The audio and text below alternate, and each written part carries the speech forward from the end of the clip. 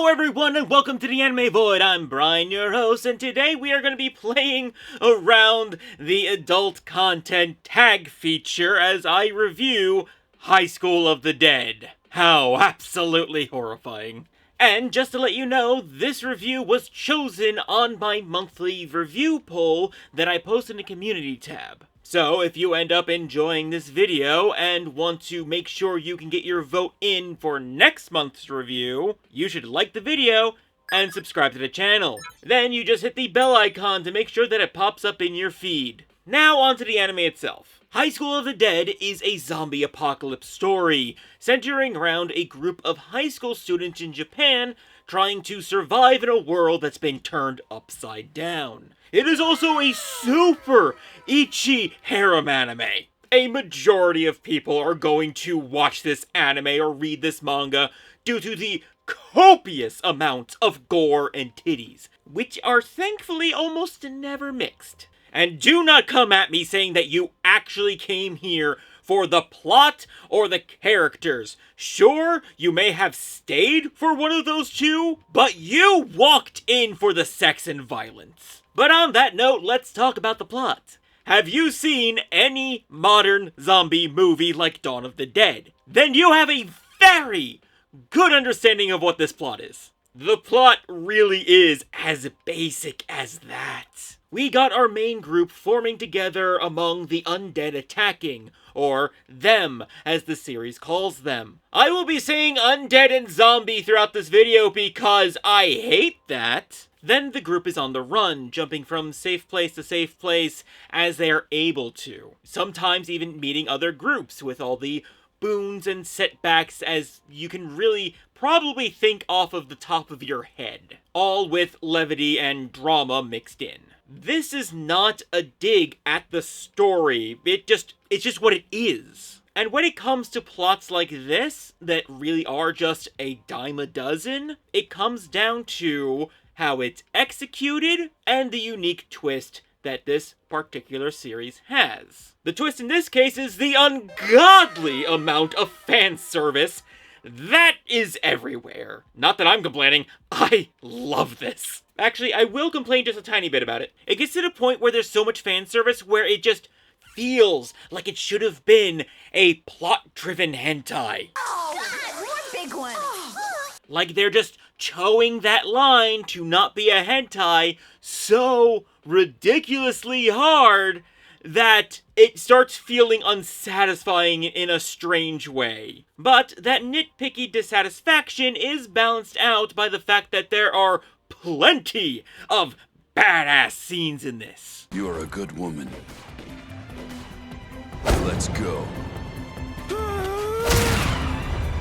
And that is where I will say that the story is executed well, for the most part. I'll get to that. But a lot of the story beats and the drama are handled well. I feel the tension. When action is happening, I feel my blood pumping. I'm getting excited. It does that very well. However, there are times where story beats are just handled terribly. Like when our harem protagonist, Takashi, first finds out something may be going wrong. He goes to his classroom and doesn't even start shouting to everyone, "Hey guys, something messed up is happening outside. We need to go." He just goes straight up to his ex-girlfriend and grabs her to leave. He barely explains anything, and when she rightfully starts questioning what the hell he's doing, he just slaps her straight across the face! Not the best first impression to the audience. There are also times where levity is incorporated in moments where it's completely inappropriate. Shizuka, get out of here quick! I'm sorry.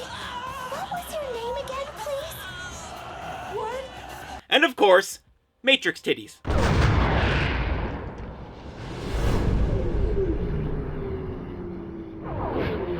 Now, this scene, I don't think it was necessarily meant to be sexy. Well, it probably was given the series as a whole, but I think it was mostly trying to be cool. And failing in the most spectacular fashion. It's just stuff like that. Stuff that just happens in the most purely baffling way and breaks the immersion.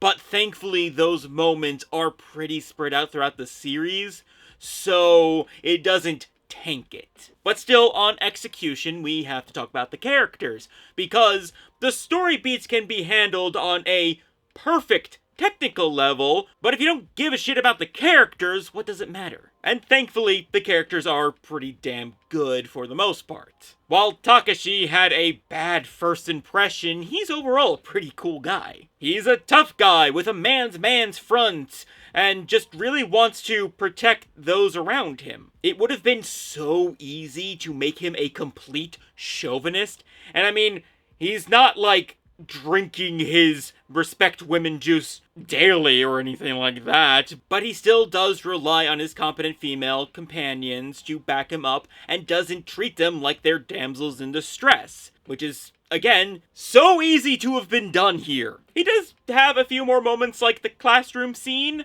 mainly two come to mind, but one was kind of understandable, high tension situation. The other one I just need to bring up to question about it. Why did he think it was at all appropriate to grope Psycho's breast like he was using a 70-pound grip trainer while giving her a pep talk? What the hell was happening there? Speaking of Psycho, though, she is my favorite. Well, maybe tied with favorite, I haven't really settled on that yet. She's a sexy, badass swordswoman with a healthy amount of sadism for good measure. Yes! I will say that her minor flaw is that I don't quite understand why she liked Takashi from the very beginning. I mean, if she started having feelings for him after this scene, I totally understand. Holy shit. I started having feelings for him after that, but the fact that she had feelings for him before that are never really explained is just confusing. Next, we have Rei, who is Takashi's ex-girlfriend, who started dating his best friend, who turned into a zombie that Takashi had to kill. So the Facebook relationship status, it's complicated, fits them perfectly. Also, thinking about it, the dub implies, or straight up says that they dated, but I'm not sure if that's actually true in the original translation in the manga. Again, it's complicated. Either way, it doesn't really matter because the suspension bridge effect does wonders for them. Though I will say that I liked Psycho's and Takashi's chemistry with each other way more. Rei overall is just fine. I don't dislike her at all, but she's not like best girl. Saya might be best girl though. She's the reason why Psycho is like tied for favorite. Saya's Takashi's childhood friend along with Rei, and she is a smarty pants, twin-tailed tsundere with glasses. What is not to love about this cute, bratty, yet soft-hearted young woman? Though it's funny that she is more or less the complete opposite of Psycho, which I feel gives me credence to make this quote from a very popular bridge series as a segue to the next character. There's no one alive that could comprehend my sexual preference. Now we move on to Kota Hirano, who is an absolute treat. He is a total gun nut who was picked on in school and now arguably has a healthy outlet for his aggression. Kill them.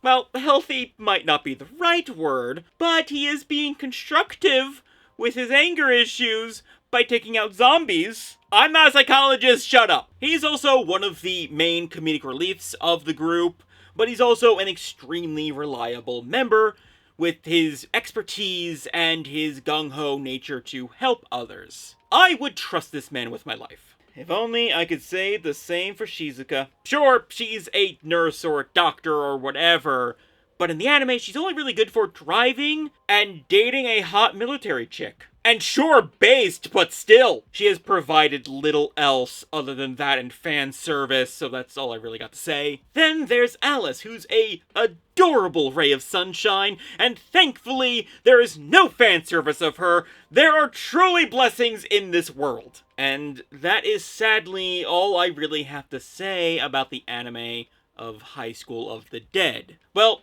there's the OVA, but just refer to my comment of it should have just been hentai from earlier That's it. There's only one season of the anime and the OVA. And sure, the manga does continue a bit afterwards, but not much. I would be remiss to talk about this series and not talk about the writer, Daisuke Sato. In 2008, Daisuke Sato fell very ill and struggled to continue the manga, though it did continue up until 2013. 4 years after that, Daisuke Sato unfortunately passed away at the age of 52. The producers and the illustrator, Shoji Sato, decided it would be best to not continue the series, and to this day, it hasn't. Sometimes word pops up that, oh, there's going to be a second season, oh, the manga's going to be continuing, but at the end of the day, it just doesn't happen. So, fans are left to speculate what could have happened next, and the unanswered questions that were just left hanging. There is surely a debate of whether the series should continue or not. Personally, I think we should respect the wishes of Shoji Sato, who was the co-creator for this, and whatever he feels is best moving forward, that's what'll happen. And so, as to not leave on too down of a note, I will wrap up my thoughts on High School of the Dead, the anime. It's not a perfect thing, it's not very original, but it is enjoyable and it is fun, which are more important than the other two. Something like this would be so easy to do badly, to make it a complete schlock. But no, this is pretty damn good. Even though there are clear missteps along the way, it ultimately is a pretty damn good telling of this kind of story. It's certainly not for everyone. Hell, it's probably for very few nowadays. But those who enjoy it treasure it. And sure, we do wish for more, but I think we should be happy that it exists at all. I know me personally, I'm very happy to have what we do have. And rewatching this anime just kind of made me like it a lot more. I thought I was not going to like it going into it, because I don't really remember ever fully watching it and just kind of being on the outside of it when it was happening. But no, sitting down and fully watching it, I like it. It was fun. Speaking of fun though, if you made it this far into the video, let's have a little more fun. I say we just all go onto Twitter and start talking about the series again, more than usual I guess, and use the hashtag HOTD, just to confuse Game of Thrones fans. I promise you, I'm not trying to be hostile or anything, I just think this would be a fun little trick for Halloween. But with all that said, thank you so much for watching, and I hope to catch you next time in the void. Later.